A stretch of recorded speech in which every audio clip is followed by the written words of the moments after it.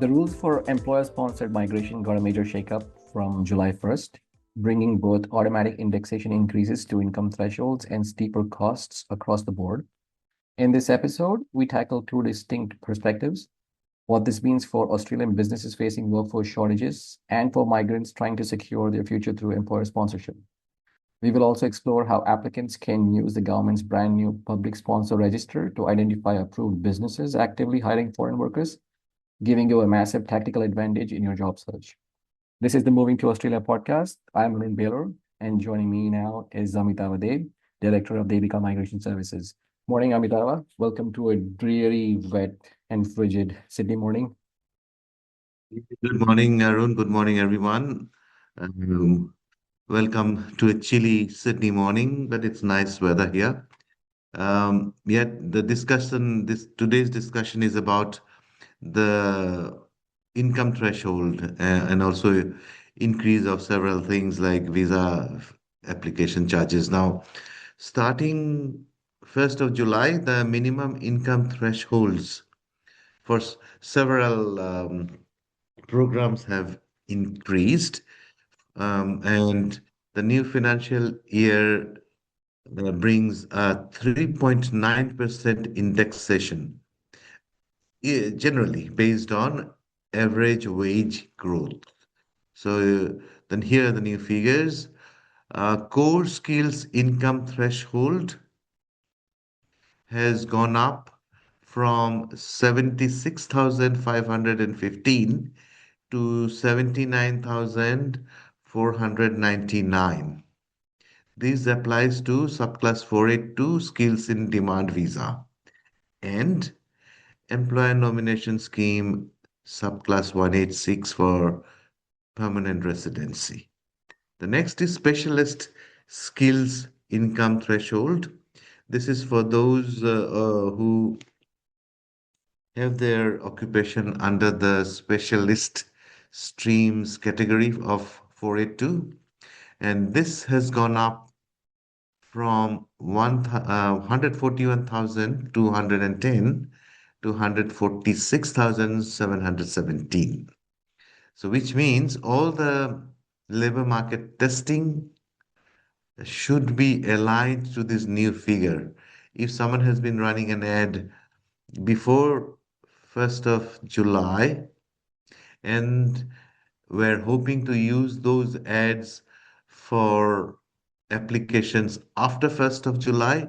And if the income or if the salary specified in the ad has been less than the new threshold, they will not be able to use those advertisements. So be very careful.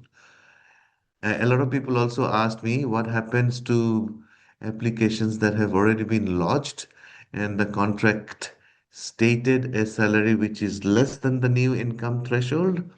My answer is that those will not be impacted.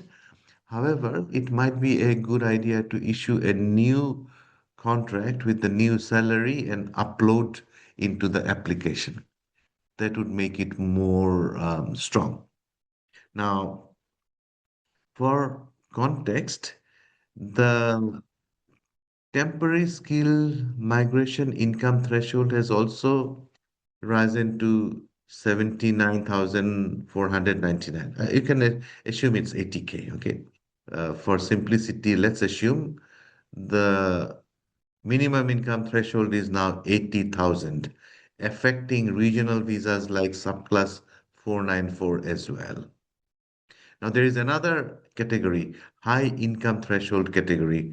Arun, this high income threshold is applicable for two types of situations. One is global talent visa. Global talent is gone. Now it's national innovation visa.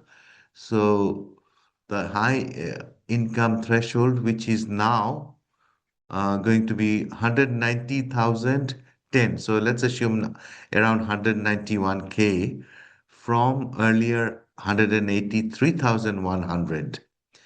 This implies that for National Innovation Visa, the applicants must prove that they can attract income of 191K or higher along with many other criteria that they have to prove. So this is first one. The second one is transition from 482 to 186. Those who are holding 482 visa and want to transition to 186, and they are aged 45 or above, they must prove that while holding 482 visa, they were consistently on higher income category, which means until June 30th, their income should have been at least 183,100, and after 1st of July, their income now should be at least 190,010. And then if they earn this for a period of 2 years, they will be eligible for 186 PR under transition stream, and age is no bar. Okay. So, Amitabh, what does this mean for sponsoring employers? Is meeting the income threshold enough, or must they also satisfy the annual salary market rate? So threshold is one of the requirements. The other requirement is that the annual market salary, which is in the existing or prevalent in the market for the position, that needs to be also taken into consideration. And the salary to be paid to the foreign employee under 186 or 482 must be higher than the two. So let me give you an example. So for chef, usually for chef, the market salary is 100, let's say 175K. It's just an example, okay? And the minimum income threshold is now 180K. Therefore, the higher of the two, 180K must be applied. Now, let's take another example, a software engineer. For a software engineer, the minimum, let's say the market salary survey, a annual market salary rate survey, AMSR, if you go to Seek and all other employment portals, it's consistently above 100K. Okay. However, the minimum income threshold, TSMIT, is now 190K. Therefore, the contract that will be provided to the foreign employee for it to visa must be higher than the two, which means it must be at least 100K. And we have to demonstrate.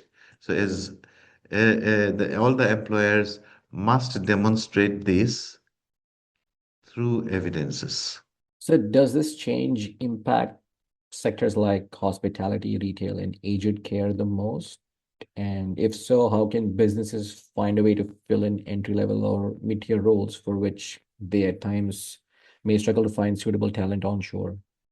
Sectors that traditionally rely on entry or mid level roles are undoubtedly feeling the pressure. The new CSIT of nearly 80,000 sets a high bar for positions where local wages may be lower. The strategic shift for businesses in these sectors often involves intensifying local recruitment efforts to demonstrate genuine skill shortage, re-evaluating role seniority. For example, can a bundle of duties be structured to justify a higher skilled, higher paid position that meets the threshold, exploring other pathways, and then, of course, negotiating a labor agreement could be one of the options. So, a labor agreement is a different instrument. It is a third one.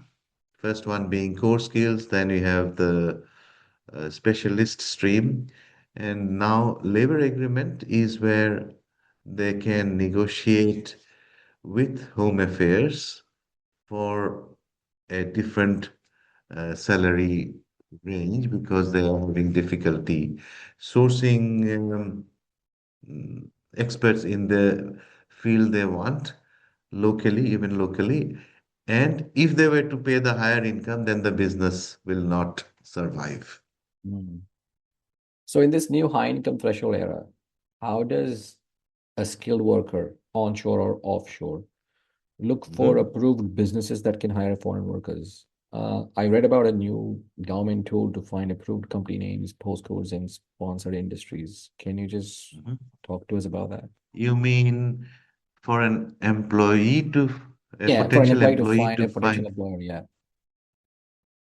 well, it's going to be more critical than ever. So usually it's the other way. The employers, now this is designed for employers to find employees, not the other way.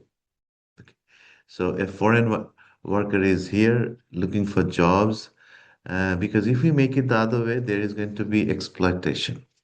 So the genuineness is always driven by employers who genuinely need employees in an area where there is a shortage. Now, for skilled workers, and let's assume there are skilled workers who are genuinely looking for jobs that are genuinely available.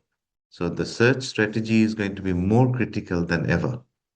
While there is no single public list of approved employers, one can check the Fair Work Ombudsman's sponsor register. They can always do an FOI, Freedom of Information. There's a list of accredited sponsors already available freely. But that I don't think that is really an issue. If an employer is not an approved sponsor, getting an employer to um, get themselves approved as a sponsor is no big deal. And this is where I come into the picture, for example.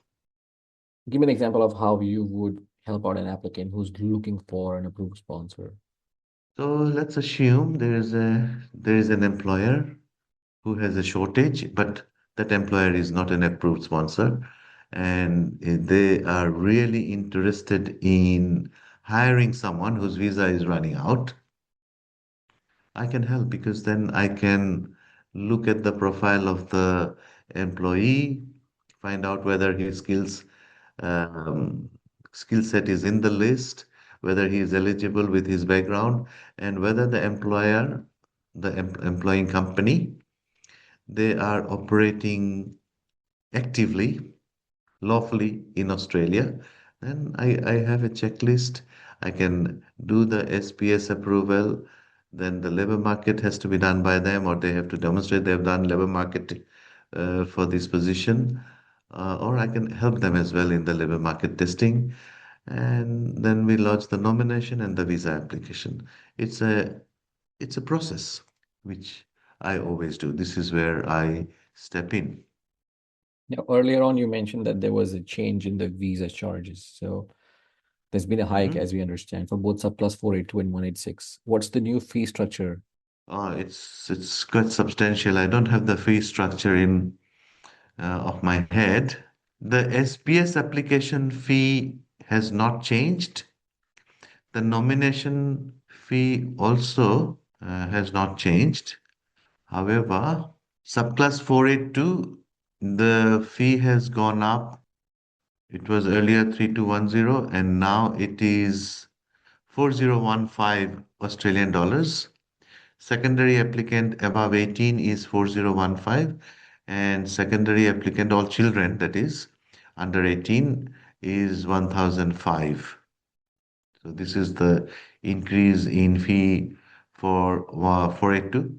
For 186, it has gone up to 6140 for primary applicant, 3070 for secondary applicants above 18, which means the spouse or any children above the age of 18, and it is 1535 for any child under 18. So these are the new charges. The charges have also gone up for subclass 189, 190, and 491. The primary applicant fee is 6140, which is same as 186.